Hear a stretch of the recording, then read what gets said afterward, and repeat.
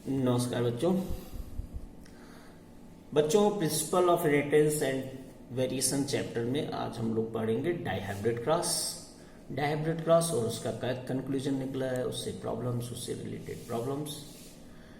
बच्चों इससे पहले क्वेश्चन बहुत इंपॉर्टेंट क्वेश्चन है और अगर ये नहीं आता है तो फिर बहुत सारी प्रॉब्लम्स नहीं आती हैं, और वो है कि गैमीट फॉर्मेशन कैसे होता है, यानी जो भी जीनोटाइप दिया गया है उसके गैमीट कैसे बनाएंगे। तो बच्चों एक सीधा सा फार्मूला होता है कि 2 की पावर n, और 2 की पावर n में n क्या है यहाँ पे, नंबर ऑफ हेट्रोजाइगस कंडीशन। ये ध्यान रखना है कि ये नंबर ऑफ हेट्रोजाइगस कंडीशन है। अब एक एग्जांपल जैसे कि ए है, तो इसमें हेट्रोजाइगस कितने हैं, कोई नहीं है, 0 है। कैपिटल ए स्मॉल ए, इसमें n कितना है, 1 है। Capital A small A, capital B small B, इसमें भी n कितना है, ये 1 हेट्रोजाइगस है। ये वाला देखो हेट्रोजाइगस है, ये हेट्रोजाइगस है, तो इसमें 1 हेट्रोजाइगस हुआ। यहाँ पे ए बी, ये भी जीन पेयर, पूरा एक जीन पेयर हेट्रोजाइगस है। ए वाला और बी हेट्रोजाइगस है, 2 हेट्रोजाइगस है इसमें ए बी, इसमें 1 हेट्रोजाइगस है, इसमें भी कितने हेट्रोजाइगस हैं, 2 हेट्रोजाइगस हैं। तो इस तरह से देख करके ये पहचान लोगे कि कितने हेट्रोजाइगस हैं, यानी n नंबर कितना है। अब n नंबर मालूम हो गया तो कितने टाइप ऑफ गैमीट बनेंगे, कि यहाँ पे एक टाइप का गैमीट बनेगा। ये देखो एक ए बन गया, यहाँ पे एक की 2 पावर n, 2 टाइप के गैमीट, यानी एक कैपिटल ए टाइप का और एक स्मॉल ए टाइप का, यानी 50% इस टाइप के गैमीट बनेंगे, 50% स्मॉल ए टाइप के गैमीट बनेंगे। ऐसे इसमें भी 2 टाइप के ही गैमीट बनेंगे। देखो कैसे गैमीट बनाते हैं, तो ये गैमीट बनाने का सीधा सा तरीका है, एक एलील रखा और हेट्रोजाइगस को उसके साथ में जोड़ा, यानी ए और बी मिलाकर के ए बी टाइप का गैमीट बनेगा, और ए और बी मिलाकर के ए छोटा बी स्मॉल बी टाइप का गैमीट बनेगा, यानी एक ए बी टाइप का गैमीट और दूसरा ए स्मॉल बी टाइप का गैमीट बनेगा। सेम इसमें भी करना है। देखो ए वाला कितना हेट्रोजाइगस है, 2 जगह रखा, बी और बी ये भी हेट्रोजाइगस है, इसके साथ भी ये भी रख दिया ऐसे, है ना। अब इसको ए और एक लाइन में चलते आओ, ए बी टाइप का गैमीट, ए स्मॉल बी टाइप का गैमीट, ए बी टाइप का गैमीट, ए स्मॉल बी टाइप का गैमीट। ओके, ऐसे ही अब देखो इसमें भी इसी तरह के गैमीट बनेंगे। और बच्चों गैमीट बनाना बहुत ही आसान है, बहुत आसानी से बना लेंगे। देखो इसमें क्या करना है कि भाई वैसे रखा है, इसको हेट्रोजाइगस रखा है, ये भी ए बी इसके साथ मिला के हेट्रोजाइगस रखा, और ये सी ये भी हेट्रोजाइगस थे, 3 हेट्रोजाइगस हैं, और तीनों हेट्रोजाइगस, तो तीनों के साथ तीनों मिला करके रख दिए। कुल मिलाकर के यहाँ पे 8 टाइप के देखो ये गैमीट बन रहा है, और सबका प्रोपोर्शन रेशियो है वो 1/8, गैमीट का रेशियो 1/8 आ रहा है ये, यानी इनका जो है ये कितने 1/8। ए बी सी टाइप के, ये वाले टाइप के कितने बनेंगे 1/8। ये वाले इस वाले में देखो तो यहाँ भी क्या हो रहा है, ए बी टाइप के कितने बन रहे हैं 1/4 बन रहे हैं। तो इस तरह से ये गैमीट बनाने की प्रैक्टिस बहुत अच्छी तरीके से करिए, क्योंकि अगर ये नहीं कर पाओगे तो फिर मोनोहाइब्रिड क्रॉस में भी कभी कभी गलती कर देते हो, डाइहाइब्रिड क्रॉस में तो गलती हो ही जाती है ना। और ये जब प्रैक्टिस अच्छे से कर लोगे तो कोई गलती नहीं होगी।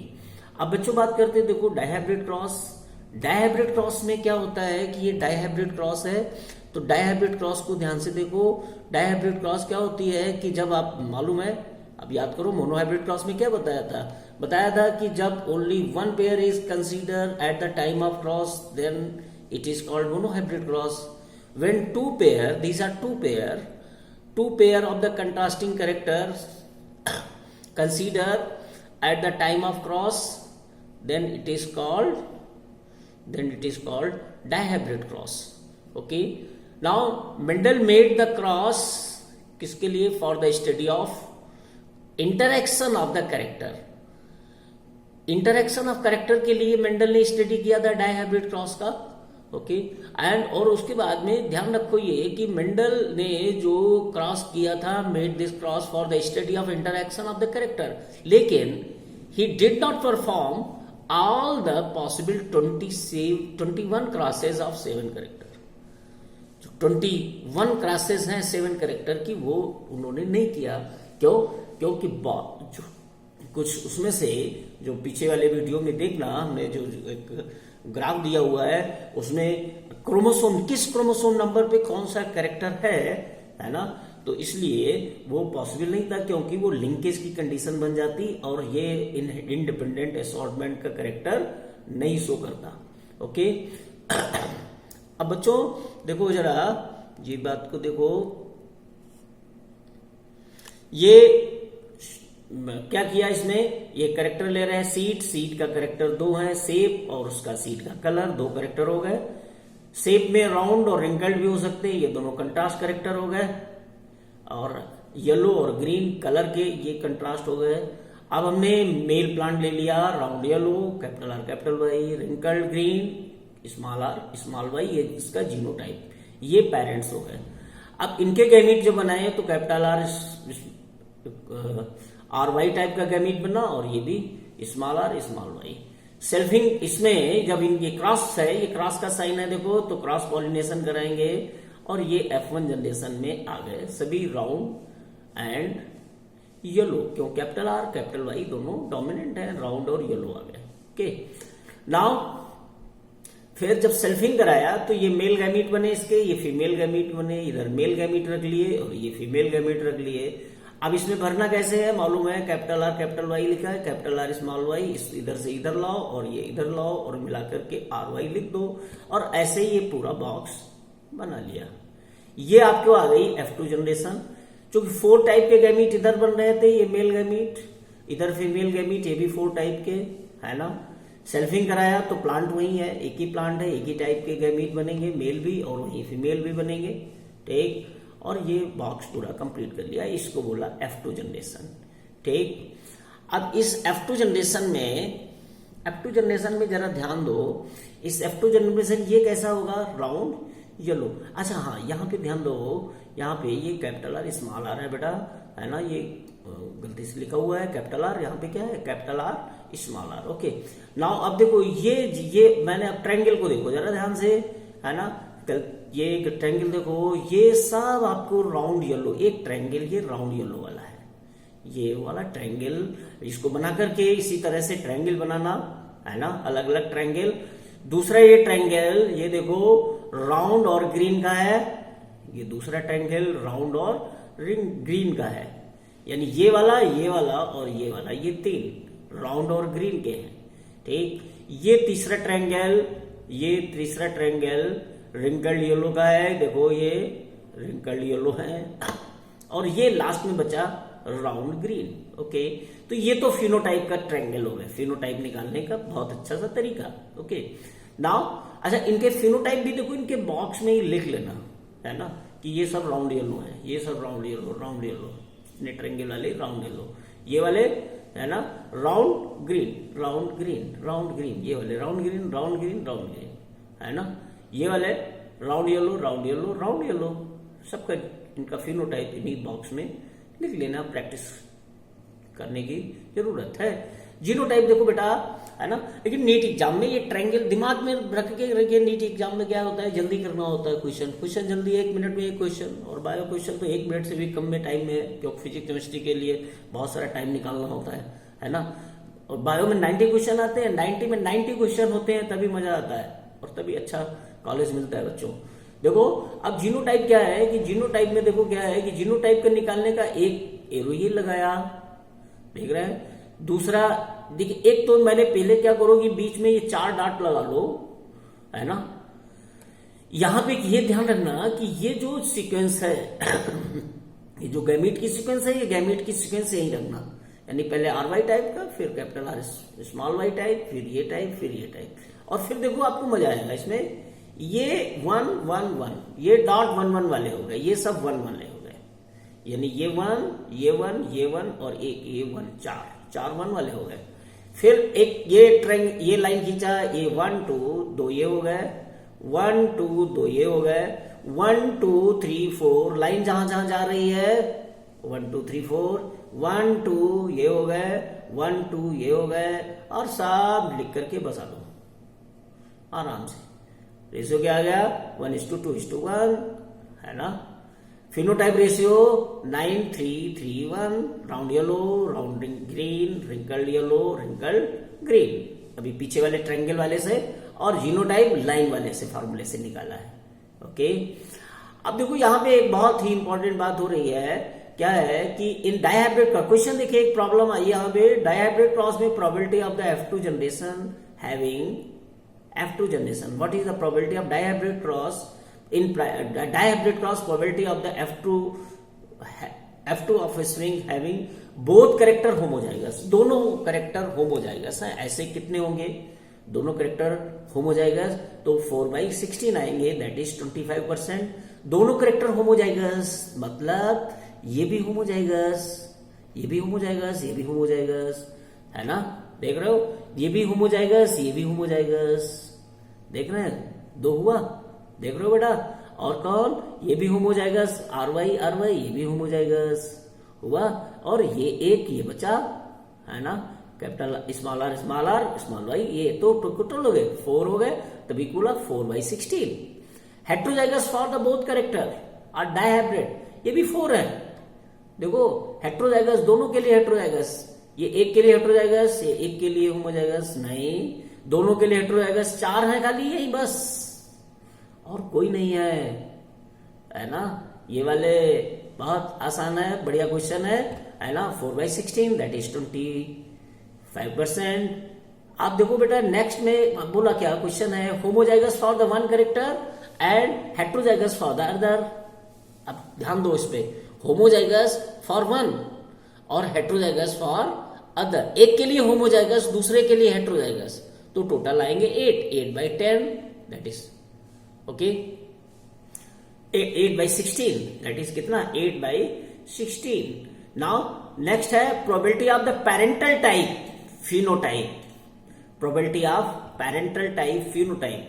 पैरेंटल टाइप फिनोटाइप, पैरेंटल कैसे थे, round yellow wrinkled green, round yellow देखो, फिनोटाइप देखो, ये फिनोटाइप है, राउंड येलो रिंकल्ड ग्रीन कितने, तो राउंड येलो 9 और रिंकल्ड ग्रीन कितने 1, है ना। सब क्वेश्चन बेटा पूछे गए हैं बहुत अच्छी तरीके से, दिमाग लगा लो। फिनोटाइप तो 9 और 1 आ गया, 10 आ गया, ठीक। Recombinant and new character phenotype, recombinant या न्यू कैरेक्टर फिनोटाइप, यानी रिकॉम्बिनेंट नए कैरेक्टर वाले कितने होंगे, ठीक। तो नए कैरेक्टर वाले कितने हो गए, देखो रिकॉम्बिनेंट टाइप वाले, रिकॉम्बिनेंट राउंड येलो छोड़ दो, रिंकल्ड ग्रीन छोड़ दो, है ना, तो ये बचे ना नए कैरेक्टर वाले, तो ये बचे 3+3 6 बचे ना, बस वही बात हो गई।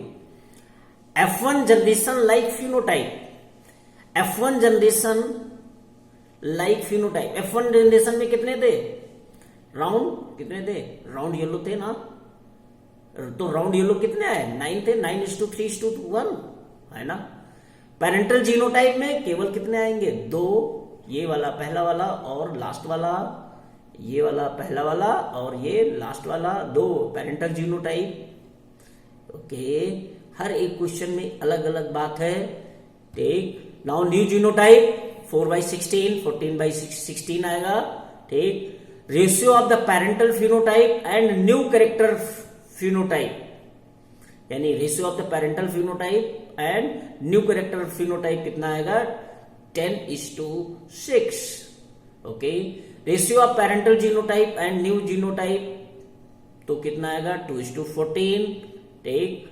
अब देखो क्या पॉस्टुलेट थे, अब जरा इसके क्या निकले, ये कंक्लूजन क्या निकला, कंक्लूजन ये निकला कि inheritance of different character are independent to each other, सीधी सी बात, मतलब एक कैरेक्टर का इनहेरिटेंस दूसरे कैरेक्टर के इनहेरिटेंस पे असर नहीं करता है।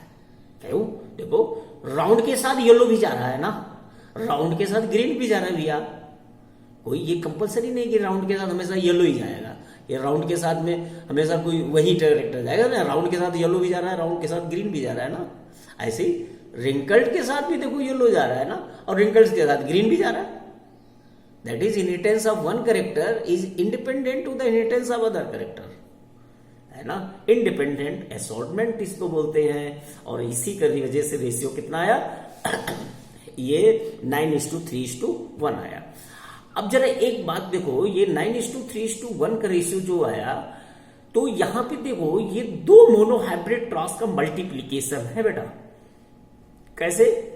ये राउंड येलो, इसको ले लो, ठीक है, ये कितना लो, राउंड येलो, ठीक, और ये रिंकल्ड ग्रीन, ठीक, राउंड येलो रिंकल्ड ग्रीन, और इसका अगर मल्टीप्लीकेशन कर दो तो 3:1 का, तो यही रेशियो आ जाएगा, है ना, राउंड येलो रिंकल्ड ग्रीन, ठीक। ऐसे ही जीनोटाइप भी देखो, दोनों का मल्टीप्लाई कर दो, 1:2:1 का 1:2:1 को, तो यही जीनोटाइप आ जाएगा बेटा, है ना, यही जीनोटाइप पीछे निकला हुआ है, ठीक। ये देखो यही जीनोटाइप है यहाँ पे, ये वाला जीनोटाइप, ओके। अब देखो दो क्रॉस का मल्टीप्लीकेशन, सीधी सी बात, दो मोनोहाइब्रिड क्रॉस का मल्टीप्लीकेशन। ट्राईहाइब्रिड क्रॉस में 3 मोनोहाइब्रिड क्रॉस का मल्टीप्लीकेशन होगा, है ना, that is dihybrid cross and multiplication of 2 monohybrid cross.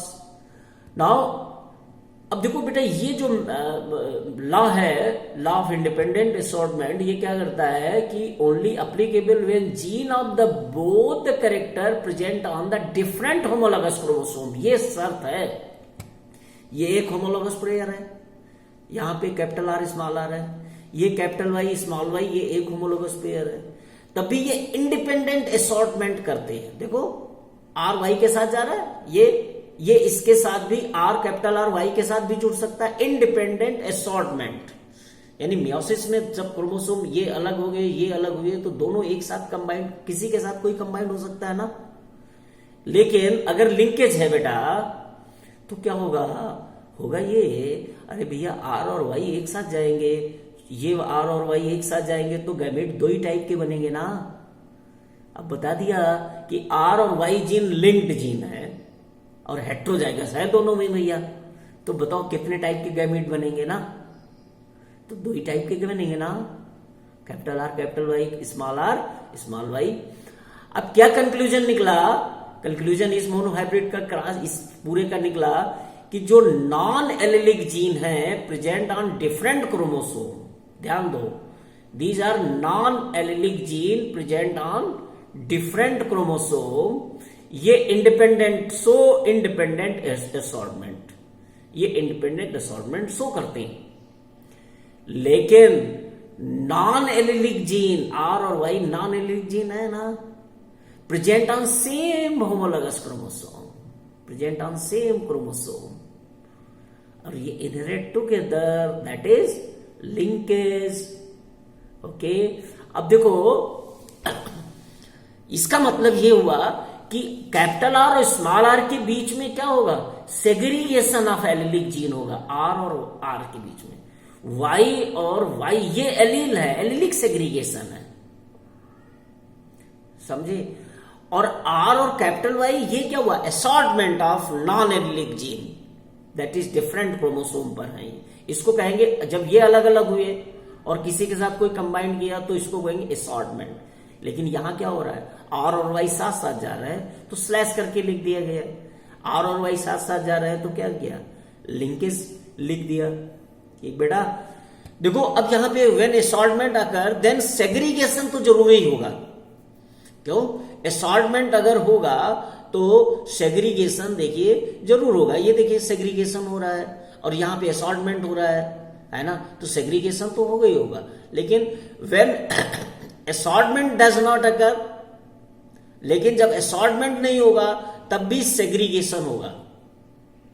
और यहां पे देखो लिंकेज के केस में भी असॉर्टमेंट तो, सेग्रीगेशन तो हो गई कैपिटल आर स्मॉल आर के बीच में ना। ये देखो ध्यान दो, कैपिटल आर स्मॉल आर के बीच में सेग्रीगेशन तो होगा ना, है ना, यानी सेग्रीगेशन हमेशा होगा। इसका मतलब कि सेग्रीगेशन वाला लॉ ऑफ सेग्रीगेशन जो है वो यूनिवर्सल है। क्लियर हुई बेटा बात, ठीक।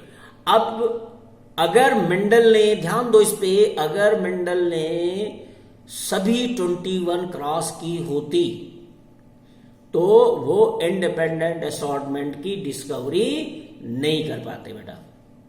क्लियर हुआ यहां तक? अब देखिए डाई हाइब्रिड क्लास की जितनी भी प्रॉब्लम है आप पूरी कर लोगे। जो भी आपके पास ऑब्जेक्टिव बुक है उससे क्वेश्चन करिए, और डाई हाइब्रिड क्लास का कोई भी ऐसा क्वेश्चन नहीं होगा जो आपसे सॉल्व न हो बेटा। ठीक, कुछ प्रॉब्लम्स आगे हम डिस्कस करेंगे नेक्स्ट वीडियो में, इसकी और भी प्रॉब्लम्स आपको मिलेंगी। क्वेश्चन करते रहिए, बहुत अच्छी तरीके से खूब पढ़ते रहिए।